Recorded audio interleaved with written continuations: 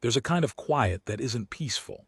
You learn the difference if you live long enough on the open country, where the wind doesn't ask permission, and the towns are small enough that everybody knows whose cough that is 2 streets over. Most quiet is just the world resting. But there's another kind, the kind that hangs over a house where something terrible has gone wrong and nobody has come yet to fix it. That's the quiet I rode into the spring I turned 46, and I have never fully ridden back out of it. I'm not a man who tells stories. I brand cattle, I mend fence, I bury what dies and feed what lives, and at night I write 3 lines in a ledger so I'll remember which day was which, because out here the days have a way of folding into one long afternoon. But this one I have to tell, because if I don't, the boy disappears and the town's tears dry up and get forgot, and the woman on the floor stays a woman on the floor instead of what she became. So sit with me a minute. I'll go slow. The slow part is where it lives. I heard the dog before I saw anything. Not barking, howling, the long broken kind that climbs and then cracks in the middle like a voice that's been doing it too long. I was 3 miles out from Caldwell's Crossing with a load of fence wire and a sorrel mare named Patience, who, despite the name, had opinions about every gopher hole between the river and the road. I'd been arguing with her for an hour. The howling shut me up. I want to tell you I rode straight toward it like some kind of hero. I didn't. I sat there in the saddle a good while, the wire creaking against the pack, and I thought about all the reasons a dog howls that aren't my business. Coyote got it cornered. Snake. Owner died of old age in a chair and the dog's just mourning, which happens, and which a man can do exactly nothing about. I've got a quirk. I make deals with myself when I don't want to do a thing. I told myself I'd ride to the top of the next rise, and if I couldn't see anything, I'd let it go and tell myself the dog worked it out. I rode to the top of the rise. I saw the house. It wasn't much of a house. Soddy and bored, the kind a hopeful family throws up their first year and means to replace and never does. Sagging porch. A garden that had been somebody's pride once and was now just the memory of Rose. And out front, between the porch steps and the road, stood a boy. He couldn't have been more than 9. He was holding a shovel, not like a tool, like a weapon, both hands choked up near the blade, the handle pointed out at the empty yard. And he was screaming at nothing I could see. The dog, a yellow thing with its ribs showing, circled behind him, doing that howl. I came down off the rise slow, calling out so I wouldn't spook him. "Hey now, hey son, easy." He turned the shovel on me. I've had guns turned on me.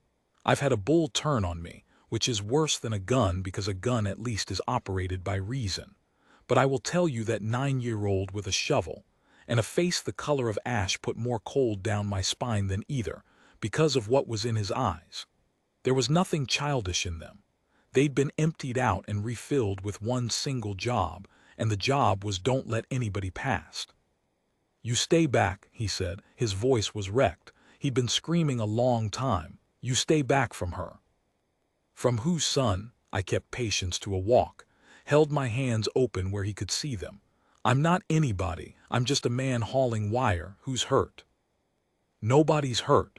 He said it fast, automatic, the way a child lies when the truth is the one thing in the world he can't afford to let out of his mouth. "She's sleeping. She's just sleeping. You go away." Behind him, through the open door, I could see a shape on the floor of the front room. A woman's skirt. A bare foot, turned at an angle a sleeping person's foot does not turn. I have learned over a long life that the most dangerous thing you can do to a frightened creature is move toward what it's protecting. So I did the opposite. I got down off Patience on the far side, slow, and I made myself small, and I sat right down in the dirt of that ruined yard a good 20 feet from him, and I took off my hat. "All right," I said. "I'm down. I'm not coming closer. You don't have to let me. But I'm going to sit here a while because my mare's tired and so am I, and you can keep that shovel pointed at me the whole time if it makes you feel better. That suits you." He didn't answer, but the shovel dropped maybe an inch. The dog stopped howling and started to whine, which somehow was worse. We sat like that. I don't know how long. The sun moved. A fly landed on my wrist and I let it. I learned over the next several minutes in pieces, the way you'd coax slivers out of a hand, that his name was Eli, that his mama was named Ruth, that his daddy had gone to Abilene to sell the horses in March, and that it was now well into May. That there was no daddy coming back.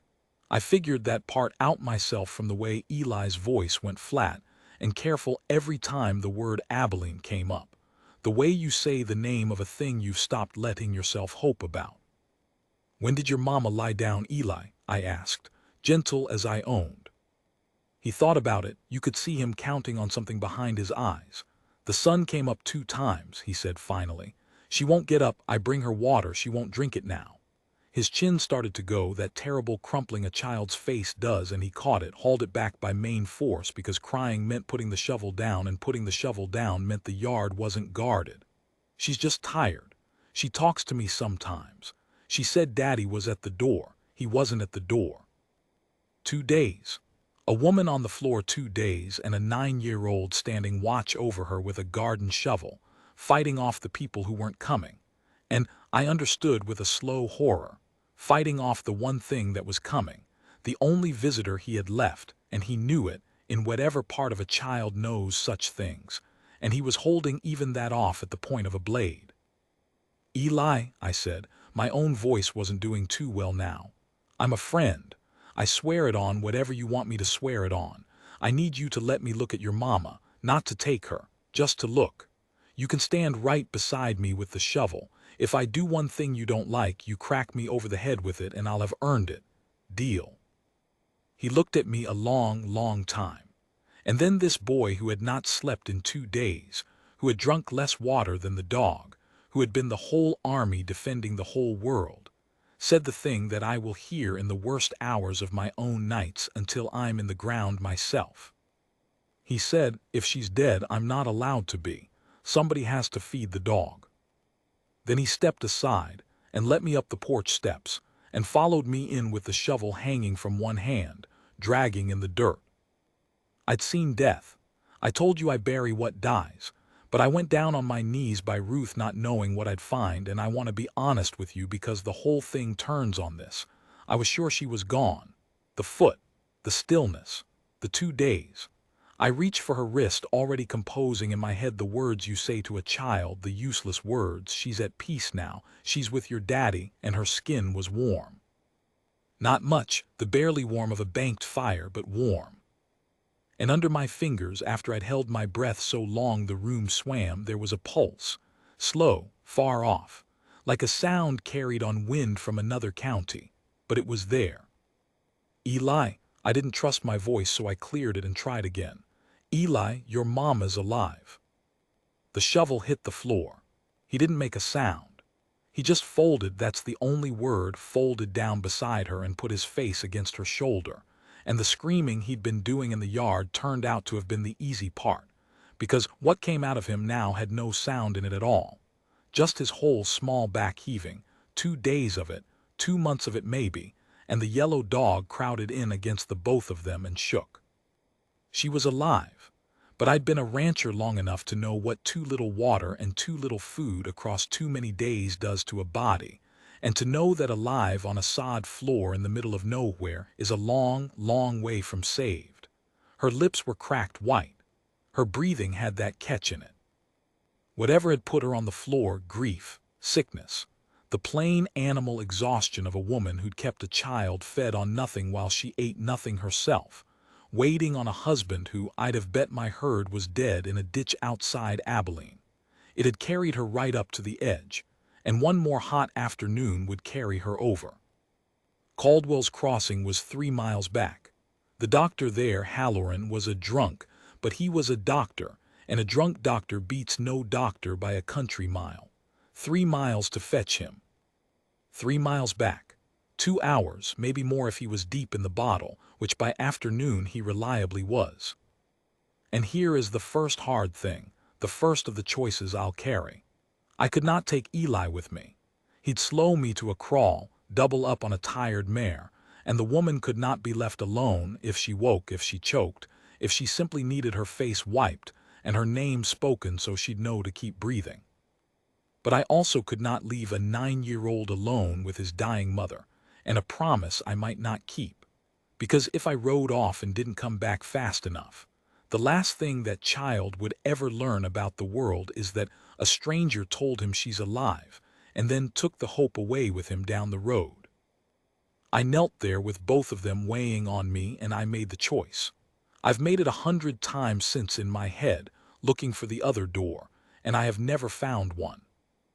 Eli, I took his face in both my hands and turned it to mine, and I made him look. Listen to me now like you're a grown man, because for the next 2 hours you've got to be one. I'm going to ride for the doctor. I'll be faster than I've ever ridden in my life. While I'm gone, you've got the most important job there is, and it's not the shovel.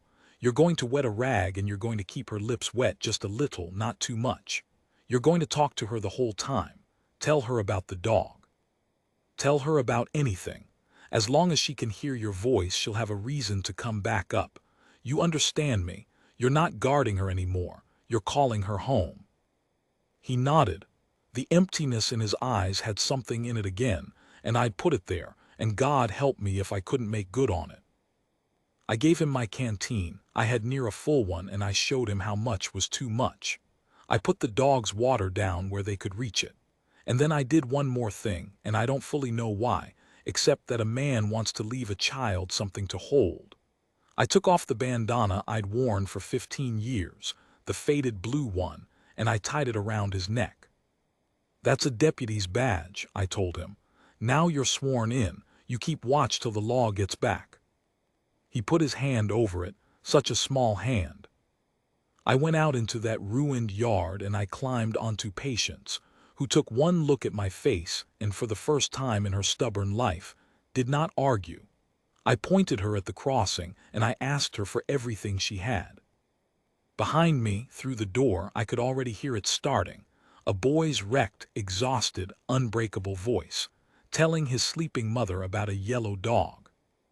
I'm going to stop here, because the part that comes next is the part that brought the town to tears, and you should come to it rested, the way I couldn't.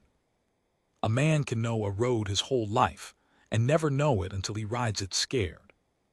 I'd been over that stretch to Caldwell's Crossing 1,000 times, to sell beef, to buy nails, to sit in the back of the Methodist church twice a year because my late wife had liked the singing and I kept going after. The way you keep a chair turned the way somebody left it. I knew every dip and washout, but I'd always taken it at the pace of a man with nowhere he had to be.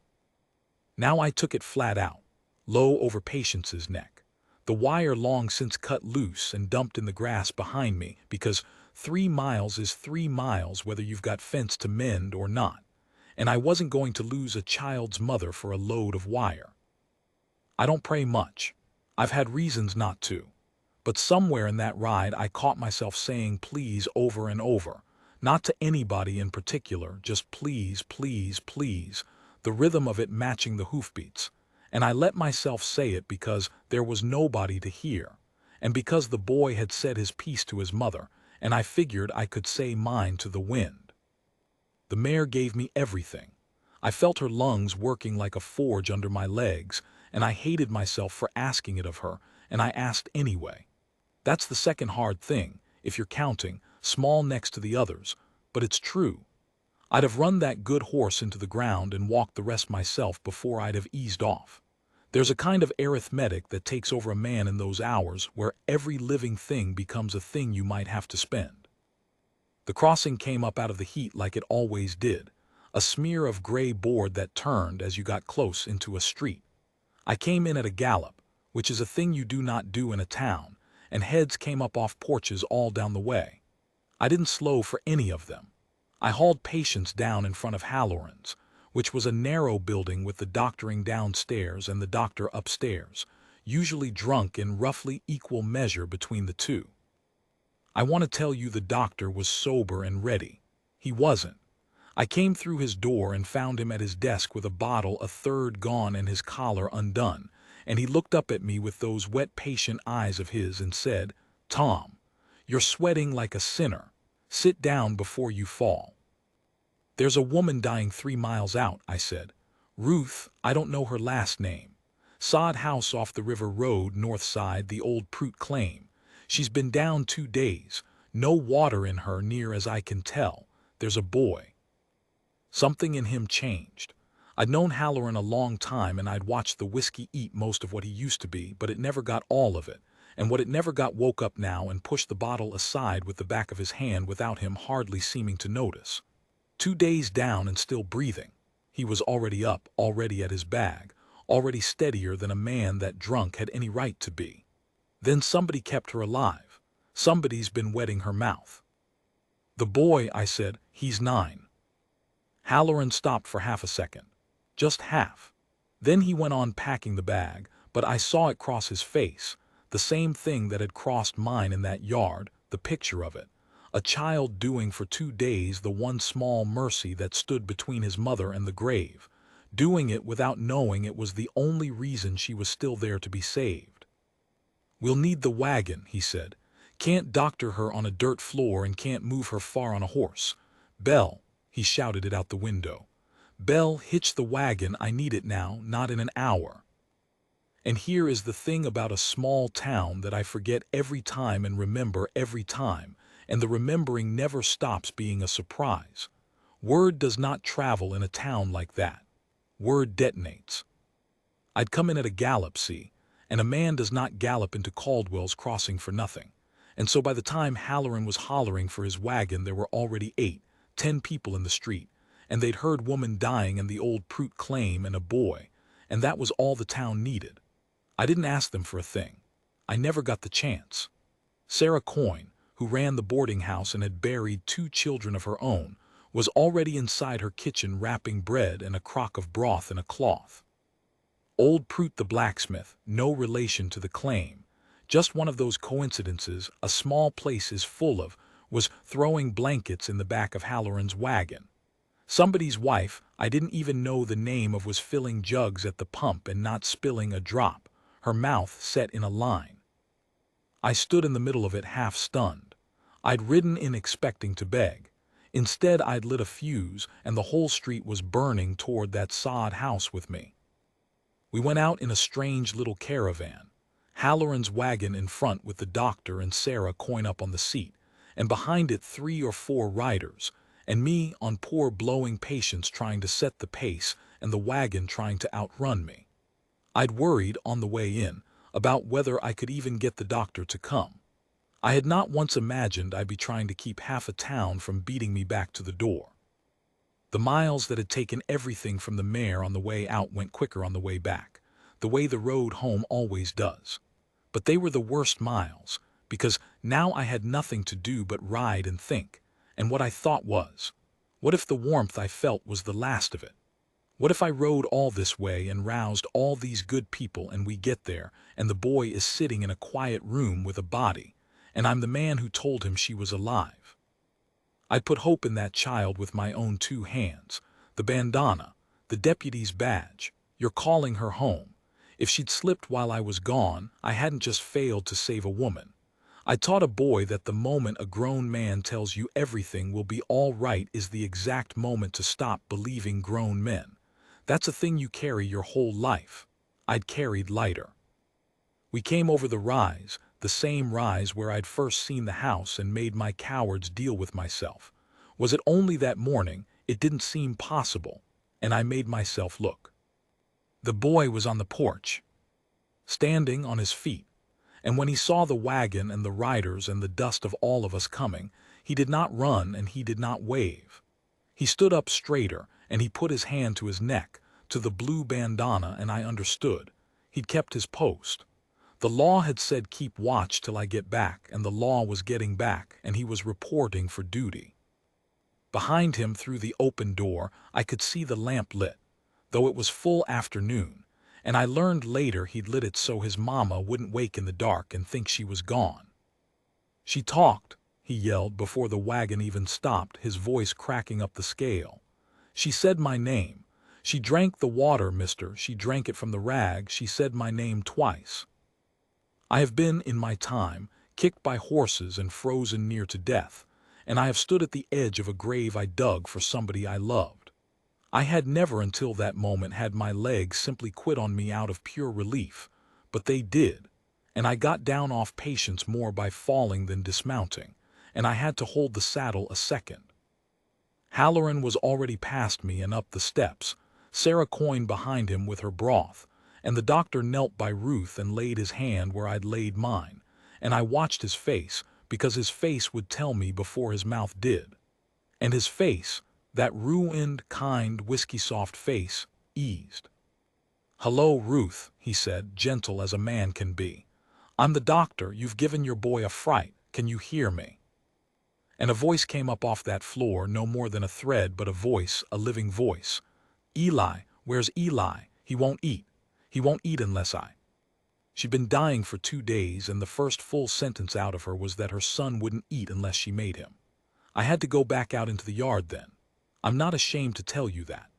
I went out into that yard of dead garden rose, and I stood with my back to the house, and I put my hat over my face, and I wept like a fool, while behind me a town I'd accidentally summoned poured broth and water and mercy into a woman who, 10 minutes before, I'd been certain I had failed. It took the better part of an hour to get her strong enough to move, and Halloran would not be rushed on it. "She's a candle that's been blown half out," he said, working broth into her a spoonful at a time, Sarah Coyne holding her head up. "You don't fan a candle like that, you cup your hand around it." He was sober as a judge now. Funny how a man finds his bottom when somebody needs him too. I've thought about Halloran a lot since. We're quick to write a drunk off as nothing, and most days he was nothing, but the town didn't have a sober doctor, it had him. And on the day it counted he was enough. And there's a sermon in that I haven't finished preaching to myself. While the doctor worked, the rest of us did what a town does, which is small things with our hands so the heart has something to stand on. Prout, the blacksmith, looked at the sagging porch step that had near thrown Sarah Coyne and got tools off his horse and started fixing it right then, hammering away as if a soundly built step were the most urgent business in the territory. And maybe it was. Maybe a man just needs to mend something when he can't mend the big thing. The woman whose name I never learned found the cold dead garden and stood looking at it a while, and then got down and started clearing the dead rose. I suppose because somebody had loved that garden once, and it seemed wrong to let it stay dead now that the woman who'd planted it was going to live. And Eli would not leave his mother's side, and nobody made him. But he'd done his job. The deputy was relieved of duty, and you could see it land on him, the leaving go of a weight a child should never have had to lift in the first place. He'd shaken for 2 days. Now, with grown hands taking over, his own hands finally got to be a child's hands again, and they started to tremble in a different way, the way a body trembles when it finally believes it's allowed to be afraid. I went and sat by him, didn't say anything for a while, then I said, "You did that, you know, all of it. We just carried what you started." He looked at the blue bandana, turning the end of it in his fingers. "Do I have to give it back now?" "No, son," I said, my voice still wasn't right. "No, that one's yours to keep. Here's a thing I haven't told you, and I'll tell it now because part 2 is where the truth of a thing usually surfaces if you wait for it." While Halloran worked, Sarah Coyne had gone looking through the house for anything that might tell us about the family kin to send for, a name, a husband's whereabouts, and she'd found, in a tin under the bed, a stack of letters. They were all in the same hand, all addressed to Ruth, all from a man named Caleb who I took to be the husband gone to Abilene. They went on regular through March. There was one from early April, and then there were 3 more, written after, all in Ruth's hand, all addressed to Caleb at the Abilene stock yards, and all of them returned. No such person at this address. Stamped and sent back. She kept writing to him. After the letters stopped coming, she'd kept writing into the silence, for weeks, while the food ran out, and she'd kept it from the boy, and she'd fed the boy and not herself, and she had lain down on that floor not from sickness at all, I think now, but from the plain weight of a heart that had been carrying too much alone for too long with no word back from the one place it kept calling. Sarah Coyne showed me the letters out in the yard, away from Eli. She didn't say anything. She didn't have to. We both stood there holding the picture of it, a woman writing to a dead man so her son would have a father a little longer. "He doesn't know," I said. "No," she said, "and the boy thinks his daddy might still walk up that road." I looked back at the house, at the lamp burning in the daylight, at the boy who'd lit it so his mama wouldn't wake in the dark. And I understood that saving Ruth had been the easy part, the running, the doctor, the broth. The hard part hadn't even started. Because she was going to live now, and living meant she was going to have to be told what those returned letters meant. And the boy was going to have to be told. And somebody, me, I already knew it was going to be me. The way you know weather was going to have to figure out what becomes of a half-broken woman and a too-brave boy and a yellow dog on a dead claim with no man, and no money in winter eventually, coming the way winter does. That's where I'll leave it. We loaded Ruth into the wagon at dusk, gentle as eggs, and the whole strange caravan turned back toward Caldwell's crossing in the long light. And Eli rode up front holding his mother's hand, and the dog ran alongside the wheels. And not one of us yet knew the thing the town would do next. The thing that's the reason I'm telling you any of this at all. Ruth came back slow, the way a river comes back after a dry year, not all at once. But you'd look one day and there'd be more of her than there'd been the day before. Sarah Coyne took the two of them into the boarding house and would hear no argument about money, which there wasn't any of to argue with anyhow. For the first week Ruth mostly slept, and Eli mostly sat by the bed, and the yellow dog, which it turned out had no name, the boy had just been calling it Dog, and so Dog it stayed, lay across the threshold of the room like it had appointed itself to the same watch the boy had finally been allowed to quit. I came into town most days on the excuse of one errand or another, though the errands got thinner and the visits didn't. Patience had forgiven me by then, mostly. It was 9 or 10 days before Ruth was strong enough to sit up and hold a real conversation, and it was on one of those evenings that the thing I'd been dreading finally came due. Sarah had sent Eli down to the kitchen to be fed and fussed over, and it was just me and Ruth and the lamp, and she looked at me with eyes that had most of their color back, and she said, "You've been kind, all of you, but you're all being careful with me, and people are only careful when there's a thing they're being careful about. So you'd best say it." I had the letters in my coat. I'd been carrying them around for over a week, not because I'd decided to be the one, but because nobody else would take them off me and I couldn't make myself set them down. I'm not a brave man in the ways that count. I'd rather face the bull again. But she was looking at me, and she'd earned the truth more than she'd earned the lie, and so I took them out and I set them on the quilt where she could reach them, the 3 in her own hand, stamped and returned. She knew before she touched them. I watched it cross her, not surprise. She'd known, I think, the way you know a thing you've forbidden yourself from knowing. Kept it down in the dark where the writing of letters could go on. She picked them up. She didn't open them, they were hers, she'd written them. She just held them and her thumb moved over the return stamp, over and over, and she was quiet for a long, long time. "He was a good man," she said finally. "Not a strong one. He thought selling the horses would set us right. I told him the spring would be hard. He went anyway because going somewhere felt like doing something and staying felt like drowning slow." She set the letters down. "I knew in April, when the second one came back. I knew." "You kept writing," I said, gentle. It wasn't an accusation. I wanted her to know it wasn't. "I kept writing because Eli would ask was there word from Daddy, and I couldn't." Her voice went, and she pressed the back of her wrist to her mouth and got it back. The same gesture I'd seen the boy make in the yard, and I thought, that's where he learned it. That's where a child learns to haul his own face back from crumpling. He learns it watching his mother do it. I couldn't take Daddy away from him too. I'd already lost him. I couldn't be the one to lose him for Eli. So I wrote letters to a dead man, and I read Eli the old ones over again and called them new, and I stopped eating so he could eat, and I told myself I'd find a way before it mattered. And then one morning I went to stand up and there wasn't any up left in me. She looked at me, and there was something terrible and clear in it. I lay down on that floor and I was glad. God forgive me. For about a minute I was glad because it meant I could stop. And then I heard him in the yard, screaming at nothing, keeping the whole world off me with a shovel, and I tried to get up to go to him and I couldn't, and that's the worst thing I'll ever know. Lying there hearing my son fight for me and not being able to lift my own hand. He saved my life. A 9-year-old saved my life because I was too tired to save it myself. I didn't have anything to say to that. There isn't anything. So I did the only thing there was, which was to reach over and take her hand, and we sat there, the two of us, while down in the kitchen her boy laughed at something Sarah Coyne said, the first laugh I'd heard out of him, floating up through the floorboards into a room where his mother was finally letting herself grieve the man we weren't going to tell him about yet.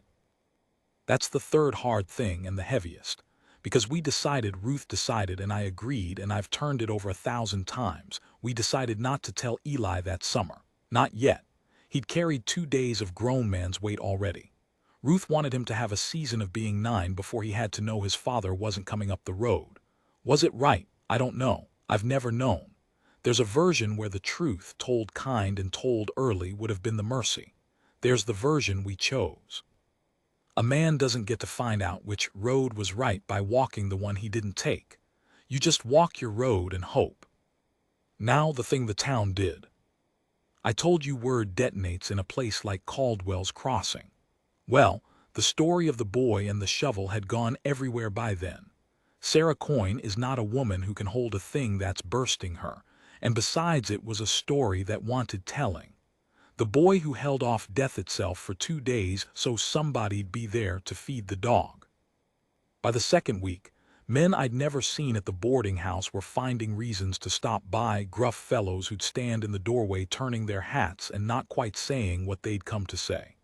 And then one Sunday after the Methodist singing, the singing my wife had loved, that I still went to, the preacher, a young earnest fellow named Das, stood up and didn't preach the sermon he'd planned. He told them about the Prout claim, the dead garden, the sagging house, the woman with no man and no means and a winter coming. He didn't make it pretty.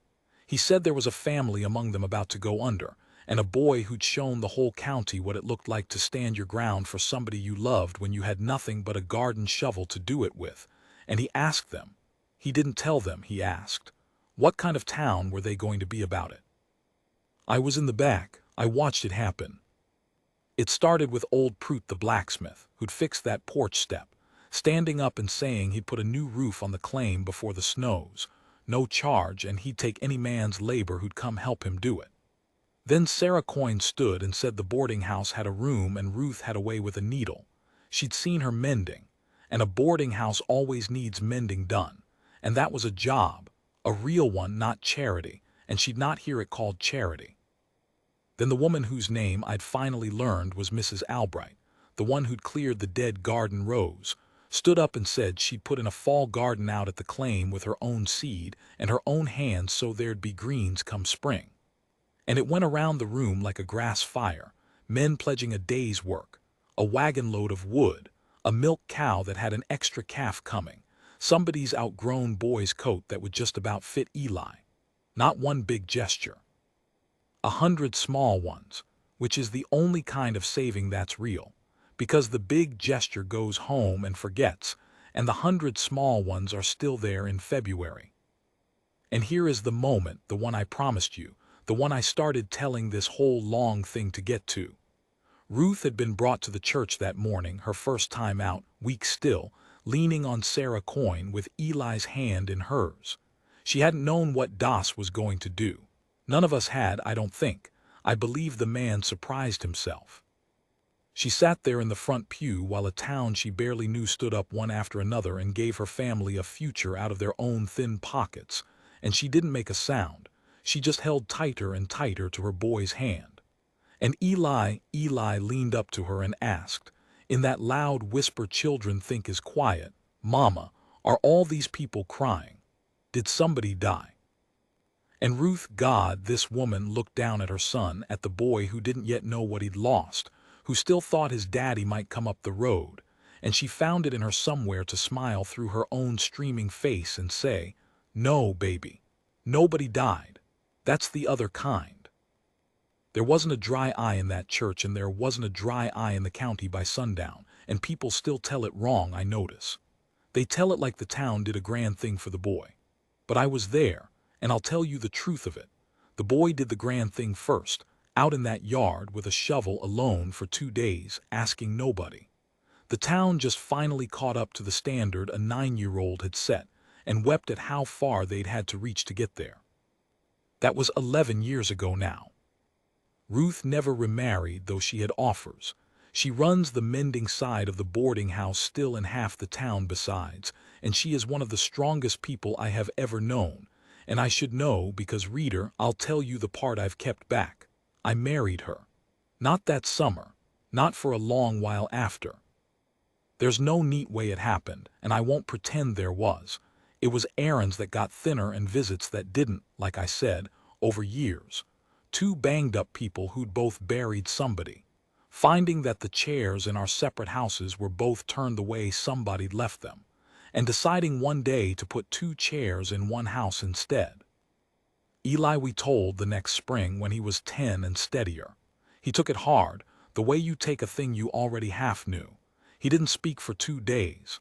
Then on the 3rd day he came and found me at the fence and stood there a while and finally said, "You'll teach me to mend this, so I can do it when you're old." And I understood he was telling me he was going to stay, that he'd decided to keep me, the way I'd decided to keep him, and I handed him the pliers and didn't trust myself to answer. He's 20 now, taller than me, which I don't care for. He still has the blue bandana. It's the one thing he carries that he won't let wear out, mends it himself, learned the stitching from his mother. He's a better man than his father, who I never met and won't speak ill of, and a better man than me, which I'll speak plenty ill of, and it won't dent him. He's talking lately about going somewhere, selling something, setting things right, the way young men do, the way Caleb did. It worries his mother sick, and she won't say so, and I see it on her at the supper table, the old fear coming up in her eyes when he talks about somewhere. I don't know what's going to come of that. I don't know if he'll go, or where, or whether the road brings him home the way it didn't bring his father. That's not a story I've got yet. That's a story still out there in the heat, coming up out of the country, the way the house came up that first morning. And I'll have to ride to the top of the rise to see it, like I had to ride to see everything else. But I keep my ledger still, 3 lines a night, so I'll know which day was which. And under last night's 3 lines I wrote a 4th, which I don't do, and it's the only thing I've got that passes for a prayer, and I'll leave you with it the way I left it on the page.